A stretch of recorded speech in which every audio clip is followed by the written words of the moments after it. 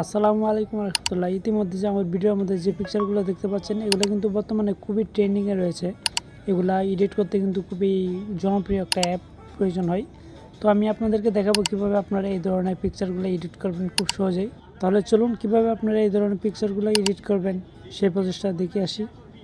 পিকচারগুলো edit করার জন্য প্রথমে আপনার ক্রোম ব্রাউজারে চলে যাবেন। ক্রোম ব্রাউজারে এখানে সার্চ করবেন KREA লিখে সার্চ করবেন। সার্চ করার পরে একটা ওয়েবসাইট নিচে দেখতে পারবেন।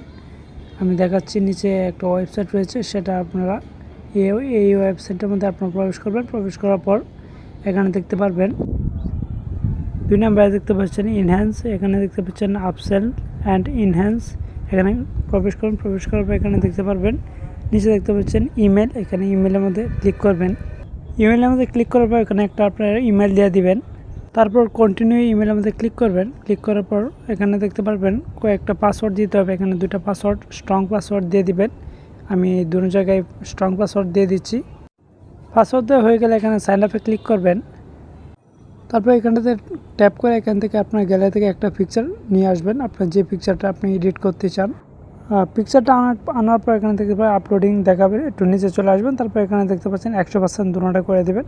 করে দেওয়ার পর এখানে উপরে দেখতে পাচ্ছেন এখানে 8x দিয়ে দিবেন। 8x আমি দিয়ে দিলাম। দিয়ে দেওয়ার পর একটু ওয়েট করবেন।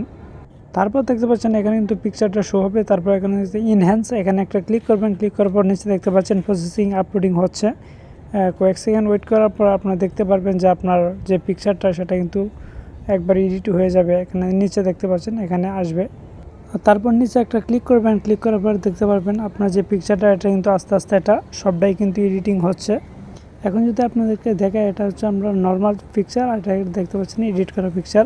সম্পূর্ণ পিকচারটা এডিট করার পর আপনারা দেখতে পারবেন যে কতটুকু পার্থক্য বোঝা যায়। তারপর যদি সম্পূর্ণ পিকচারটা এডিট হয়ে যায়, তারপর আপনার যেভাবে আপনারা সেভ করে নেবেন, উপরে ডান পাশে দেখতে পাচ্ছেন ডাউনলোড অপশন, এখানে ডাউনলোড দেওয়ার পর এখানে অ্যালাউ দিবেন। তারপর আপনারা এখানে ডাউনলোড করে নিতে পারবেন। এখন যদি আপনাদেরকে আমি দেখাই, গ্যালারিতে গিয়ে পিকচারটা দেখতে পাচ্ছেন একবারে কতটুকু রিয়েলিস্টিক দেখতে পাচ্ছেন। আমার চুলগুলো দেখেন কেমন দেখা যাচ্ছে, আগে কিন্তু এরকম ছিল না। সব বন্ধুরা এরকমভাবে কিন্তু আপনারা চাইলে আপনারা এরকম এআই দিয়ে কিন্তু আপনারা পিকচারগুলো খুব সহজে কিন্তু এডিট করে নিতে পারবেন।